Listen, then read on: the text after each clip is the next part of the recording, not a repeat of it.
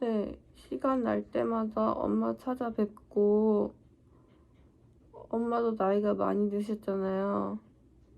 제가 운전해서 모시고 예쁜 꽃 구경도 많이 가고 예쁜 옷도 사드리고 사진도 많이 찍어주고 싶고, 왜냐면 우리 키우느라고 그런 거 못 해봤을 거 아니에요. 그리고 솔직히 아빠도 가정적인 사람이 아니라서 외식 한번 해본 적도 없거든요. 아빠는 그래 뭐 오늘 그래 다 뭐 외식하자 해놓고서 갑자기 그냥 나가버려요. 그래서 뭐 나가면 나간다고 말을 해야 되는데 친구들이 부르면 그냥 나가버려요. 그러니까 엄마도 솔직히 힘들긴 힘들었겠죠.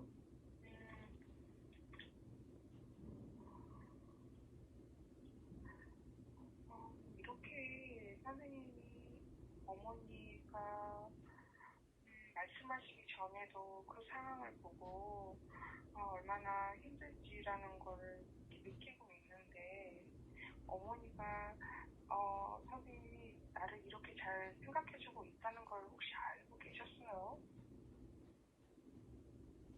엄마가요? 네, 넌 내 마음을 정말 잘 아는구나. 그런 딸이라는 걸 좀 알고 계시나요? 아니 엄마가 자기 주관이 되게 강한 사람이라서 그냥 어떤 말을 해도 자기가 좋으면 이 사람이 어떤 이상하고 나쁜 행동을 해도 다 잘했다고 감싸주는 사람이고요. 그냥 자기가 싫다 싶으면 어떤 행동을 해도 넌 아니다 이러는 스타일이에요. 그래서 제가 어렸을 때 편지를 많이 썼거든요. 직접 말을 하려고 하면 엄마가 진짜 너는 나 너무 귀찮게 한다. 너무 시끄럽게 한다고 말을 못하게 해서 그러면 편지라도 써야겠다 해서 편지를 쓰면 이런 편지 쓸 거면 다시는 쓰지도 말라고 막 그러셨거든요. 엄마는 알고 있어요. 근데 그냥 제 자체가 너무 싫은 거예요.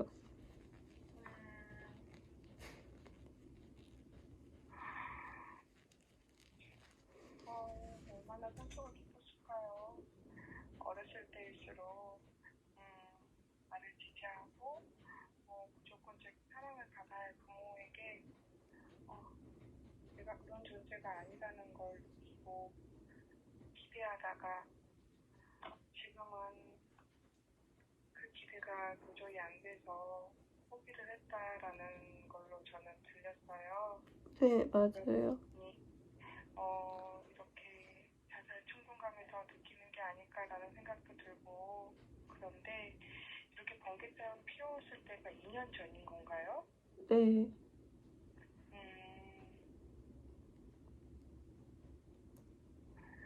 그래요. 그때 하고 그러면 그때가 21살이었으면 지금 혹시 실례지만 23세세요? 아니 지금 32살이요. 그래요? 네. 그 네. 아빠가 저한테 마지막 망언했을 때가 21살이었고요. 제가 26살 때부터 3년 정도 정신과 약을 복용했고요. 그리고 기억이 정확하진 않는데 28살 정도인가? 8살 정도의 번개탄을 피웠었던 것 같아요. 그게 첫 번째 그럼 자살 시도였던 거예요? 번개탄이? 번개탄은 나름 체계적인 거라서 제 생각에 체계적이라서 두 번째고요. 첫 번째는 25살에 그냥 그쪽이 물가여가지고 그냥 술을 못 마시니까 술 마시고 그냥 바다로 들어갔거든요. 근데 하필이면 이제 깊은 곳까지 갔는데 제가 숨을 쉬어야지 물이 뭐 폐에 차면서 죽을 거 아니에요. 예. 근데 생각보다 너무 잘 참아지고 그 주변에 서핑하신 분들이 너무 많은데 딱 봐도 제가 자살하려고 하는 것 같으니까 사람들이 다들 옹기종기 모여가지고 나오라고 자꾸 하니까 집중도 안 되고 창피하기도 하고 그래서 그냥 나왔거든요, 제 발로.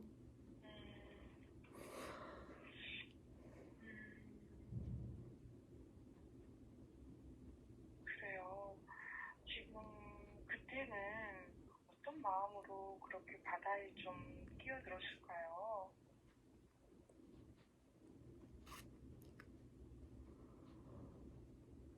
그때는 저에게 아빠 같은 사람이 있었어요. 아빠처럼 대해주고 나도 모르는 나의 장점들을 이야기해주시고 저를 너무 사랑스럽게 항상 바라봐 주시는 나이 많은 남성분이 있으셨거든요. 그래서 저는 그분을 되게 아빠처럼 따랐어요. 제 멘토 아빠처럼 따랐는데 나중에 알고 보니까 그 사람은 그런 게 아니었던 거예요. 그냥 어린 여자가 좋았던 것 뿐인 거예요.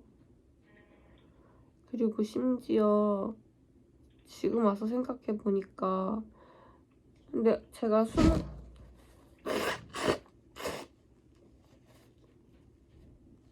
근데 나름 또 그 남자들이랑 고등학생 때까지 이야기 한 번도 해본 적 없고 피하고 다니고 이랬거든요. 그냥 남자라는 것은 엮이면 큰일이 생긴다라는 생각 때문에 같은 엘리베이터를 타도 뒤돌아서 있고 구석에 있고 이랬거든요. 근데 20살 이제 되니까 20살 때부턴 성인이고 내가 책임질 수 있는 행동을 하자 해서 그때부터 술도 마시고 남자 사람 친구들도 사귀고 이랬는데 그 친구들이 항상 하는 말이 너는 왜 내가 다가가면 자꾸 움츠려들어? 내가 때릴 것 같아? 약간 이러는 거예요. 그러니까 제가 맞고 살아가지고 저도 모르게 계속 피하고 주변에 오면 약간 놀래고 이랬나 봐요. 저는 잘 모르겠는데. 그래서 그 이야기를 많이 들어서 많이 고쳐나갔고, 근데 24살 정도? 23살 정도에 그 내가 아빠처럼 따랐던 그분이 저한테 그러시는 거예요. 너는 근데 왜 내가 이렇게 딱 다가가면 피하니?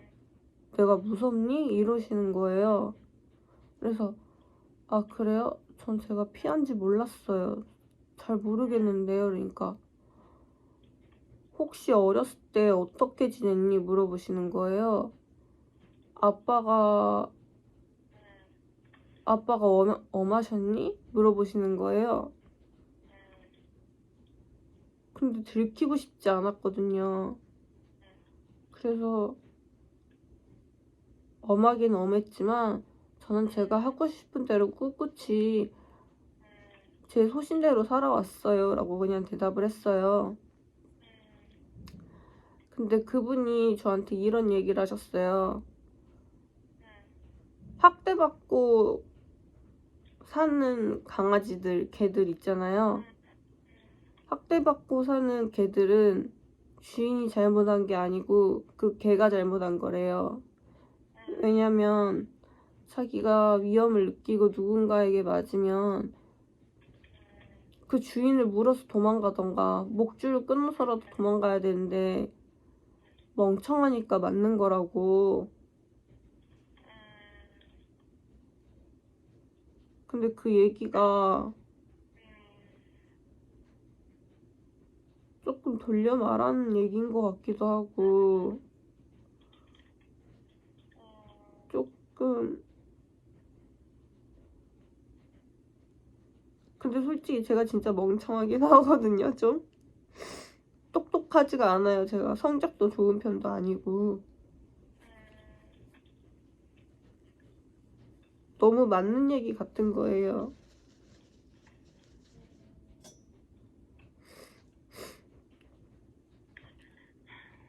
그래요. 그때는 그렇게 24살 때는 그렇게 느꼈어요. 네. 지금 생각해보니까 어때요? 지금도 생각은 같아요? 그 말이 정말 맞는 소리 같아요?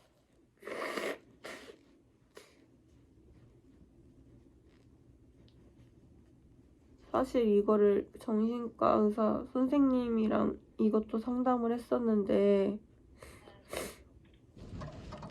그 사람이 그 얘기를 한 거는 나의 행동을 보고 대충 나의 어릴 적을 파악해서 한 얘기고 나를 가스라이팅 한 거고 또 자기의 그걸 말함으로써 자기의 권위 의식, 권력 이런 것을 그런 걸로 표출한 거라고 쓰레기 같은 사람이라고 하셨어요.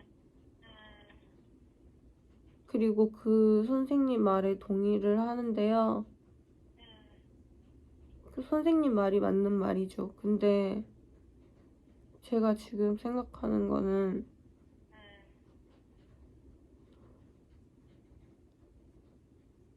맞는 것 같아요. 그냥 멍청하게 태어나가지고 제가 야무지고 똑똑하게 태어났으면 이런 일이 없을 거 아니에요.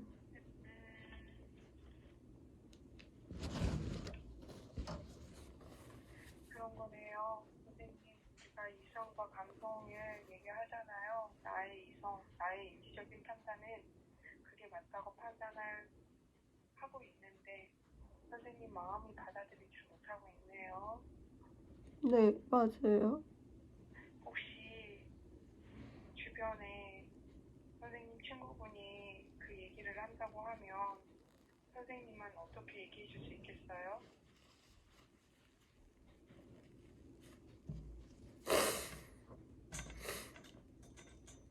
그때도 아마 선생님이 이성과 마음이 조금 다르지만 친구분에게 친구가 제가 그 당한 그 얘기를 그 늙은 남자한테 당한 얘기를 한다면요? 네, 아니요. 선생님이 친구가 그런 상황일 때 이야기를 한다면요. 친구가 내가 멍청했던 것 같아. 내 문제였던 것 같아. 내가 그러지 않았으면 그런 사람을 만나지 않았고 그런 소리 안 들었을 텐데 알고는 있지만 내가 문제인 것 같아 라고 했을 때 선생님 어떻게 얘기해 줄 수 있어요?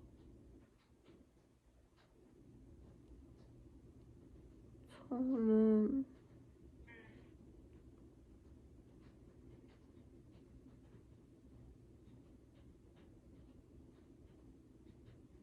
그냥 아무 말도 못하고 기운 내라는 의미에서 내가 오늘 술도 사주고 밥도 사줄게 힘내 이럴 것 같아요.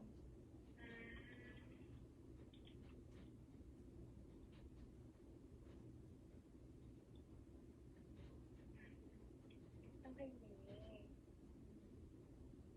지금 저는 좀 더 이해가 돼요. 정말 그 사람이 마음 다치거나 누군가 그 마음을 정말 함께 느끼고 위로할 수 있고 그런 위로를 정말 잘해주는 분이구나. 다른 사람의 감정을 정말 잘 느끼는 분이구나라는 걸 저는 좀 그렇게 느껴지기도 하네요. 감사합니다. 아니에요, 선생님.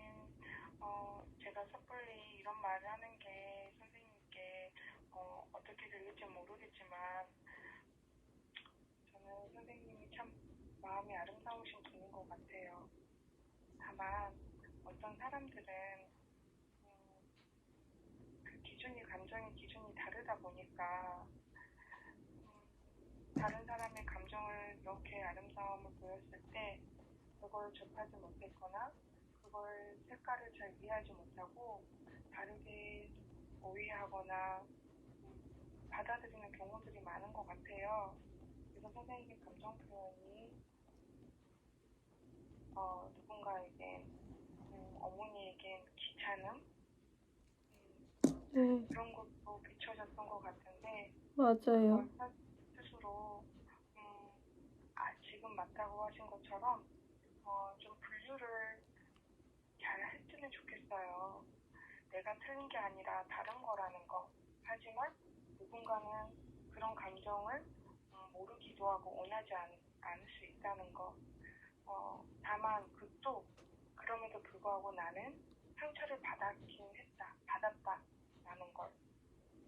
이렇게 좀 분류를 좀 하셔서 내가 이 상처받았지만 이건 내 잘못이 아니라 다름에서 왔던 그런 걸로 인해 내가 많이 상처를 받았구나 라고 좀 그렇게 알아주셨으면 좋겠다는 마음이 좀 듭니다.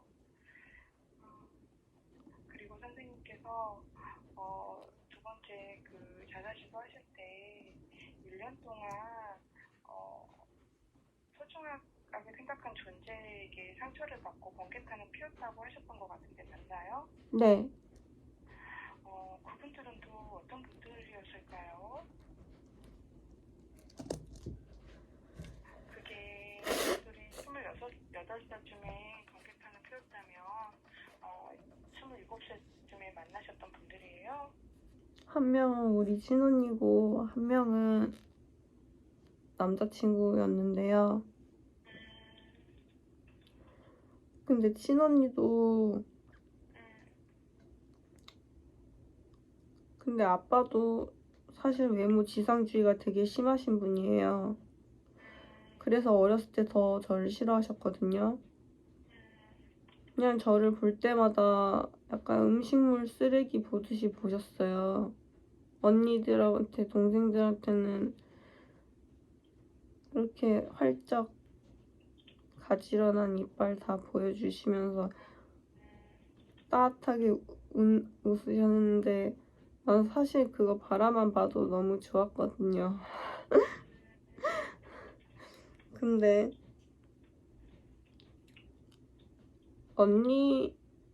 언니도 저를 너무 좀 잘해주니까 그냥 얘는 뭐 다 그냥 이게 해도 되는 애, 내가 맘대로 해도 되는 애구나라고 생각을 하나 봐요. 그래서 언니가 결혼을 했는데 형부랑 싸워가지고 집을 나왔는데 갈 곳이 없어서 우리 집에서 생활하게 됐어요. 근데 언니가 저를 무슨 하녀 대하듯이 부리는 거예요. 근데 그게 마치 굉장히 사람을 무시한다는 느낌? 너 자체는 내가 언제든 와서 살 수 있고 내가 너 자체는 언제든지 나는 널 떠날 수 있는 그런 사람이야. 잘해. 그니까 약간 이런 뭔가 뒤바뀐 느낌이었고요. 그러다가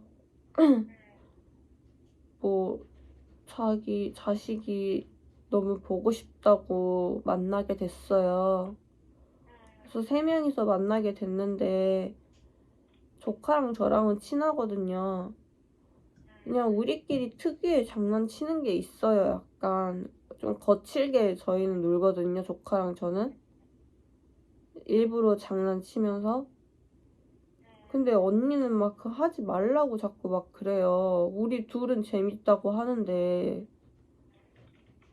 우리 둘이 조카분인가요? 네, 조카랑 나랑은 약간 장난식으로 싸우고 화해하면서 노는 거 좋아해요. 걔가 초딩이어가지고 그냥 그 눈높이에 맞춰서 적당히 맞춰주고 놀아주는 건데 막 언니는 왜 싫어해요. 근데 이제 언니가 옆에서 자꾸 막 어쩌는 저쩌는 참견하다 보니까 조카가 화가 났는데 그 애가 어리니까 화가 나는데 이걸 어느 대상한테 풀어야 되는지 모르잖아요.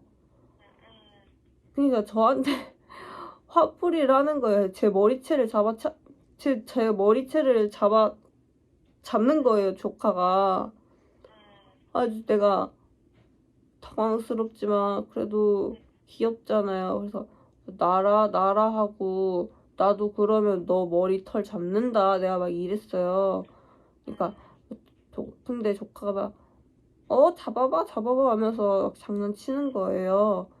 가지고 머리털도 이렇게 별로 없거든요, 얘가. 그래서 살짝 잡았는데 아니 언니가 갑자기 엄청나게 화를 내면서 진짜 쌍욕은 안 했는데 그 쌍욕 아닌 그 욕을 날리면서 너 이거 아동 폭행이야 하면서 아니 갑자기 사람을 그 아동 폭행자 취급을 하는 거예요. 애도 그냥 애가 괜찮다는데 애가 재밌어 한다는데 그리고 항상 집에서도 그렇게 놀거든요. 형부랑 싸우듯이 그렇게 그냥 장난꾸러기예요 애가.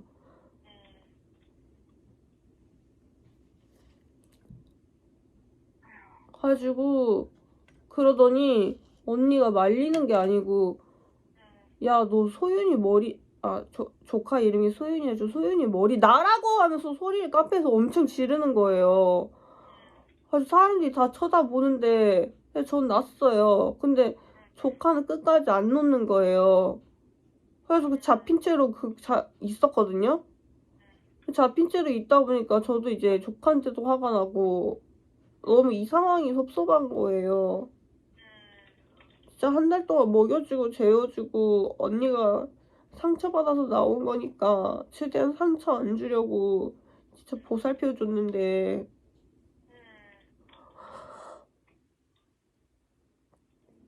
그냥 토사구팽이구나 그냥 그런 생각이 드는 거예요. 근데 그 전에 더 슬픈 일은 1년 정도 만난 남자친구가 있었는데 걔가 31살이었어요. 그때 당시에는 제가 28인가 됐었고요. 7인가 8인가. 근데 걔가 한 번도 일을 해본 적이 없는 백수였거든요. 저는 조금 제 자신이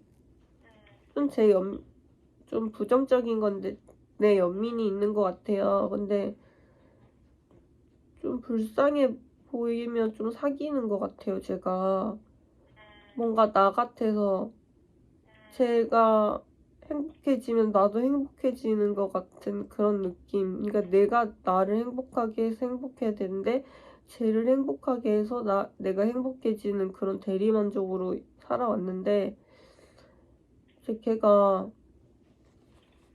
저보고 자꾸 돈이 얼마가 있냐고 물어보는 거예요. 근데 제가 석사를 하려고 쎄 빠지게 돈을 모아놨거든요. 근데 그때 지도 교수님이 잠깐 일본 가 있어가지고 1년 동안 친구 한 번 만나고 주말 이런 거 없이 일했어요. 정말로 그렇게 잠도 잘 틈도 없이 그냥 그렇게 일했거든요. 1년 동안 필요하다며 인력난 필요하다며 그냥 밥을 해 먹다가도 뛰쳐나가고 그냥 내가 성공하는 길이 그때 연구사가 되고 싶었는데 내가 연구사가 돼서 성공하면 부모님들이 날 이제 좀 인정해 주시겠지, 날 좀 사랑해 주시겠지 해서 그거에 집착하면서 그 꿈을 위해 달려가서 돈도 모아놨는데 그 남자를 만나게 됐는데 제가 우울증 약 2년 차였어요. 그때가 2년 차인가 2년 차 반인가 3년 차인가 기억은 안 나는데 근데 제가 상태가 많이 호전된 상태여가지고 약도 줄였고 선생님께서는 곧 있으면 이제 일주일에 한 번 정도만 약 먹어도 된다고 하셨거든요. 근데 그때 시절에 걔를 만났는데 걔가 제 약을 보고 아는 거예요. 그 우울증 약이잖아 이러는 거예요. 저는 그냥 비염약이라고 하고 먹었는데 약을 알더라고요. 그래서 어떻게 알았는데? 그러니까 자기 엄마도 그 약을 먹는데요. 자기 엄마가 우울증이 심하다고 그러는 거예요.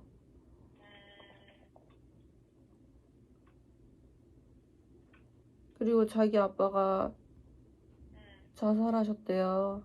우울증이 심해서.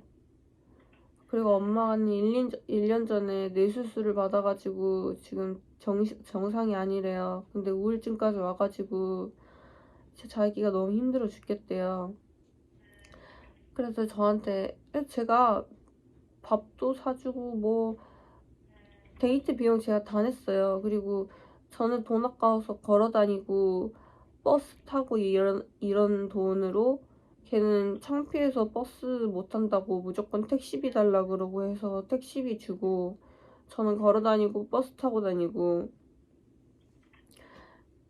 근데 걔가 이제 막 아침마다 전화해가지고 자꾸 엘리베이터 탈까? 이러는 거예요. 그래서 엘리베이터 탈까 한 10번 고민했대요. 그래서 집도 2층인데 무슨 엘리베이터야 했더니 아니 그냥 떨어져 죽으면 한순간에 그냥 끝나는 거잖아. 인생 끝나는 거잖아. 그냥 편해지고 싶어서 이러는 거예요.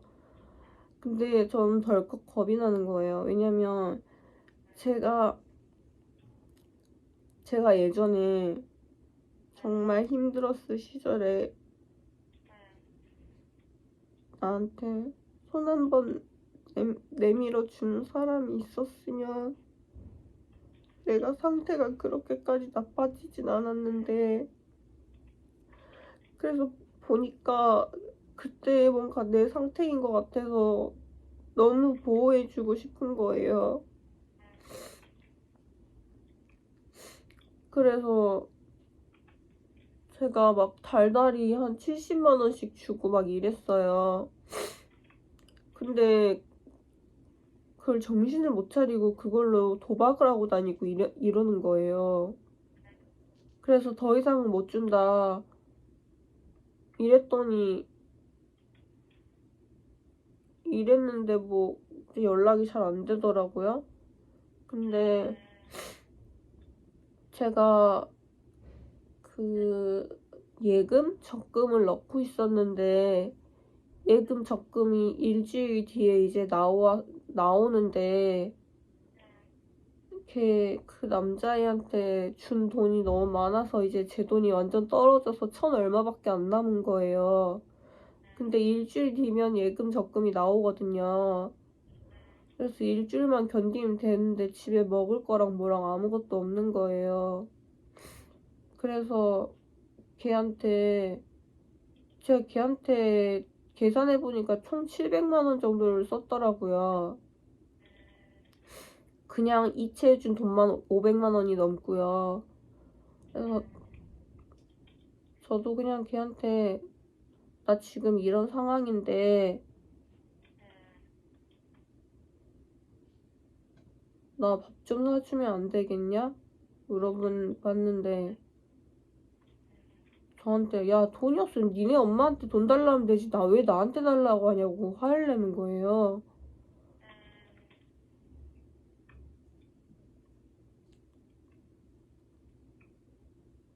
근데 저는 해줬잖아요. 네. 근데 제가 그 일주일 몇만 원, 뭐 몇십, 몇백 달라는 것도 아니고 몇만 원이면 끝날 일인 거잖아요. 근데 그것조차도 너무 싫었나 봐요. 이 일이 끝나고 나서 차단을 했고 그 오빠가 차를 뽑았더라고요. 한 6, 700 정도 아니 6, 7천 하는 K9인가 뭔가를 뽑았더라고요. 아니 근데 그거 뽑을 돈 있었으면 솔직히 나한테 고맙다는 문자 한 통이라도 하는 게 정상 아닌가요? 취직을 했나 봐요. 그래서 그걸 보고 너무 어이가 없어서 연락을 했어요. 저도 이거 오빠 차야? 뭐 차 뽑은 거야? 했더니 차 뽑았대요 자기가. 좋지 하고 너 한번 태워줄게 이러는 거예요. 그래서 아니 그게 문제가 아니고, 그리고 저한테 자기 이제 여자친구 생겼다고 연락하지 말라는 거예요.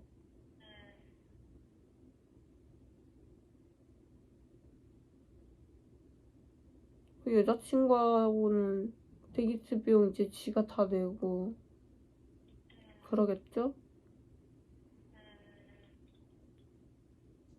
그래서 저한테, 아니 제가 너무 화가 나가지고요. 너 내가 이제까지 준 돈 다 갚아 이랬어요.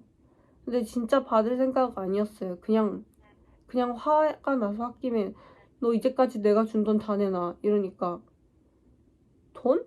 나 너한테 이런 한 장 받은 적 없는데 이러는 거예요. 그래서 그게 무슨 소리야? 했더니 그거는 그냥 네가 준 거지 이러는 거예요.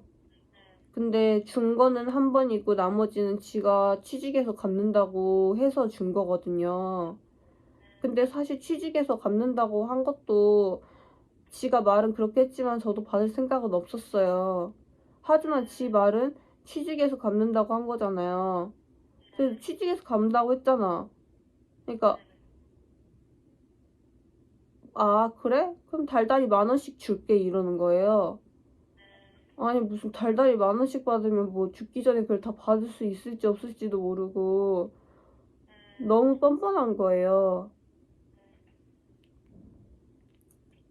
제가 너무 화가 났고, 뭐 그렇게 저한테 그러면서 하는 말이, 너는 똥 쌀 때 나올 때 다르다라고 저한테 그러는 거예요.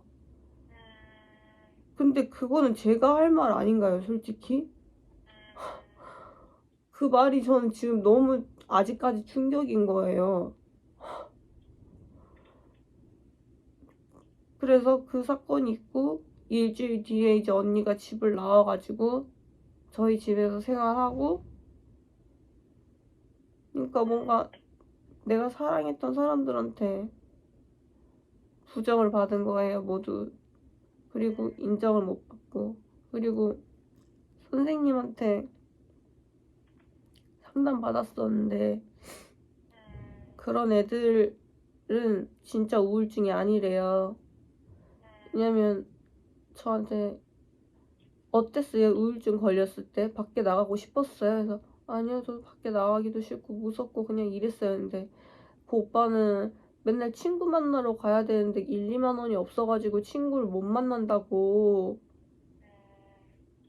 그래서 우울증이 걸릴 것 같다고 자꾸 이러는데, 절대 우울증 있는 사람이 그렇게 밖에 나가고 싶어 하지 않는다고. 그거는 우울증인 척을 가정해서 돈을 뜯어내는 협박인 거고 사기라고 하시는 거예요. 그리고 제가 그렇게 그 오빠한테 해줬던 이유를 말했더니, 나는, 그러니까 만약에 제 이름이 초코라고 하면, 초코 씨는 신이 아닙니다. 누군가를 구원해 줄 수 없어요. 라고 말씀해 주셨거든요. 그 말이 저한테는 아직까지 굉장히 큰 도움이 되고 있어요. 네, 그래서 그때 엎친격, 덮친격으로 여러 충격이 너무 커가지고. 그래서 번개탄으로 그런 좀 시도를 해보셨었군요. 그래요. 그런데 이게 이제 한 4년 전인가요, 그럼? 약간 2년 전이라고 처음에 듣기는 했는데, 현재 32살이시고, 뭐 그게 크게 중요한 건 아닌데, 선생님께서 그런데 지금 다시 또 이런 충동감도 들으시고, 이제 뭐 불안감이나 이런 것도 커진 상태시잖아요. 네, 선생님이 추측하시기에 내가 이렇게 변화가 또 있을 만한 이유가 있나요? 제가 그걸 지금 찾고 있는데 잘 모르겠거든요. 그래요. 네, 선생님은 지금 상담 받고 있는 선생님께서는 원인을 찾으려고 하지 말라고 하래요. 근데 최근에 제가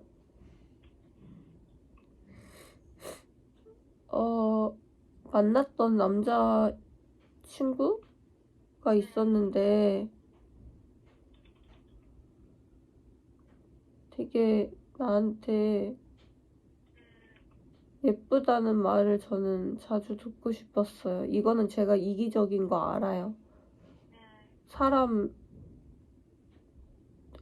귀찮고 속닥 피말리게 계속 그런 걸 확인해달라는 거잖아요. 넌 예뻐, 너는 예뻐, 항상 네가 좋아, 난 아직도 널 사랑해, 이런 걸 계속 말해달라는 거잖아요. 제가. 근데 그날도 제가 그걸 요구했어요. 근데 항상 말하잖아 하면서 화를 엄청 내는 거예요. 근데 저는 기억이 잘 안 났거든요. 그 오빠가 돌려 말했는지 어땠는지 모르겠는데 그러다가 뭐 그 오빠랑도 헤어지게 됐어요. 항상 제가 사랑을 갈구하다가 헤어지는 것 같은 느낌이 들어서 조금 자책이나 저도 사랑받고 싶거든요, 누군가한테. 남자친구와 헤어진 지가 얼마나 되신 거예요? 작년 12월 말에 헤어졌어요. 그래요. 그때부터 좀 더 이런 마음이 좀 힘든 마음이 심해진 것 같기도 해요. 그 이후에. 네, 근데 사실 그 오빠를 그렇게 좋아하지 않았거든요, 제가. 그 사람의 어떤 존재보다는 선생님이 방금 이야기하신 게 선생님이 좀 더 마음이 깊어지신 게 아닌가 싶어요. 제가 듣기에는 내가 사랑을 갈구하다가 이번에도 헤어졌구나. 그 상실감? 맞아요. 그런 마음들이 한 번 더 겪으면서 내 마음을 더 무기력하게 할 수도 있고요. 상처를 받았으니 그런 부분에 대해서 내가 힘들지 않나 이런 마음이 좀 생길 것 같다는 생각도 들어요. 그래서 요즘 계속 자살 충동이 든다고 했는데 그런 마음에 혹시 실제로 시도도 해보셔서 제가 걱정이 됩니다만 현재 내가 어떻게 죽어야겠다 하고 자살 준비를 좀 하고 있는 게 있나요? 네. 어떤 걸 좀 준비해 보셨어요? 목매달아 죽는 거예요. 그리고 피 과다출혈로 죽는 거예요. 몸에 따라 주는 거, 피 가다출혈 이런 걸 생각해 보셨어요? 네. 목매다는 걸로 하려면 어떤 방법이 있을까요? 집에 커튼봉이 있는데 제 몸무게를 왠지 못 이겨서 떨어질 것 같고, 네.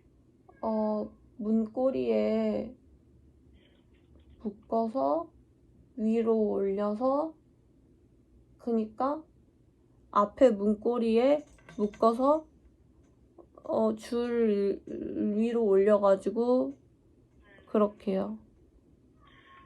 좀 구체적으로 생각해 보셨네요. 네. 줄은 집에 있어요? 그 고장난 인터넷 케이블이 있거든요. 그거면 될 것 같아요. 현재 그게 선생님 갖고 있어요? 네. 어디에 있어요? 거실에 있어요. 항상 보이게 두시는 거예요? 아니요, 공구함에 둬서요. 그래요. 그럼 가달출혈을 하는 건 어떤 방법을 좀 생각해 보신 거예요?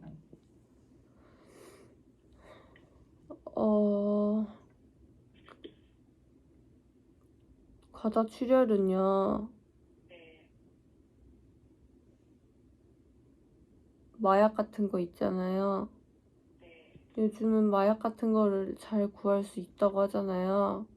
네.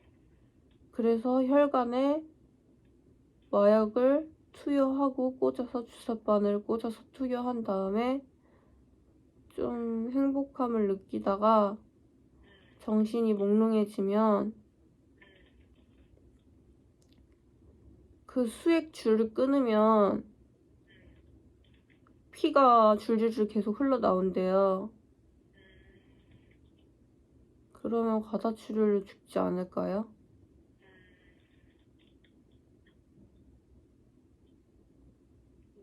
이렇게 뽑으면 흘러나온다, 피가, 이런 거는 선생님 직접